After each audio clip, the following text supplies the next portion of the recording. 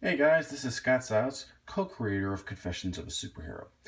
And as promised, I've decided I'm going to unveil my world-renowned barbecue shredded chicken recipe. It actually starts overnight. It takes about 20 minutes so to properly prep it. Obviously, I've just finished it up, but I wanted to show you the beginning of the process. The first thing you want to start out with is barbecue sauce. I like Famous Dave's. It's nice, it's sweet. We used to go there and eat barbecue chicken when I was a kid, when they still had restaurants. I like their natural style. It's gluten-free for those of you who have issues with that, and it's actually really tasty. The second thing you're going to need, Hidden Valley's Fiesta Ranch. Obviously, I destroyed it so I could put it in there.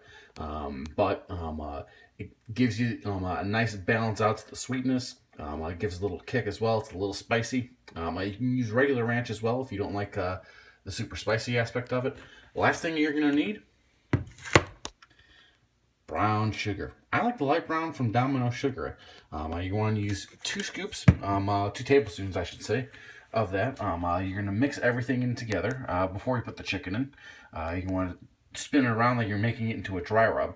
You put the chicken in, and then at that point from there, what you will do is take a wooden spoon and stir it all up. From there, what I like to do is let it sit overnight. The reason why I like having it sit overnight is that it helps get that really flavor to stay in. It's like any good marinade.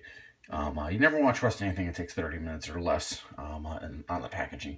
You need to sit at least 2 hours. I like having that nice, 7, 8, 9, 10 hour overnight to let it sit. And then tomorrow morning, I will throw it on the cooker and we will walk you through the rest. Thank you.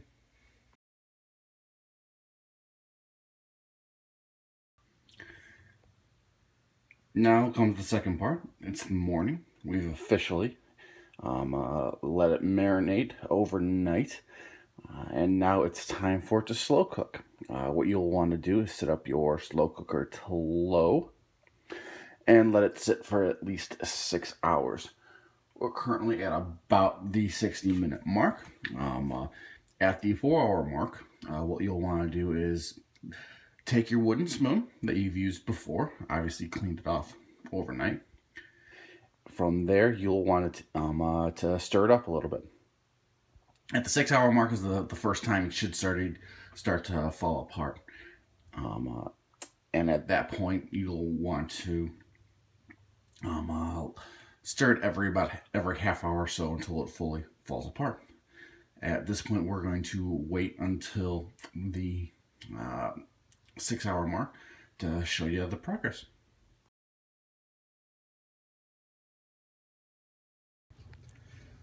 Hey guys, as you can see, we're about at the 4-hour mark.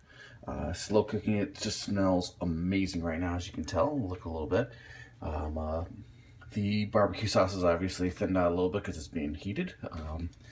And at this point, we will do our first stirring. I'm going to try and do this. What you'll want to do is stir it up and down. You want to look at how the chicken is doing. The outside should at least have a little bit of a little bit of a coat to it from the barbecue sauce, which is natural.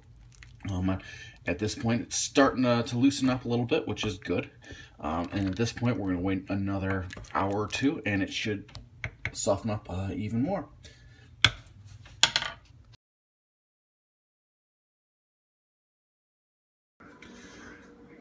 All right, the next process is setting up how to have a fuller meal than just barbecue shredded chicken, because while it does taste awesome, it tastes better with rice. What I like to do, obviously I've got a can of diced tomatoes. I like Hunt's with garlic. They do their fire roasted and it's great. I like having rice. Instead of having 2 cups of water, what I will do is put a can of that inside and 1 cup, as well as a thing of Spanish rice. I use Goya. It's great. And it tastes amazing. So what you want to do is put your rice in there, like so. You take the water, obviously pour it in. At this point, what you'll do is stir and then start cooking. And then I will follow up with you guys in just a little bit once this is done.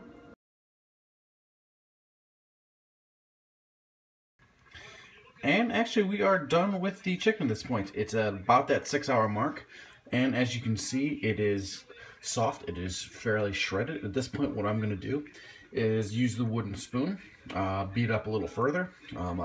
Then from there, what we will do, we'll take this and we'll actually throw it into a colander.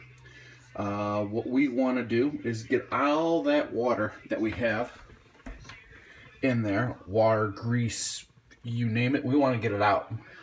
Because frankly, it's just going to make it all taste really awful. So from there, we'll get everything out, and I will show you the final process.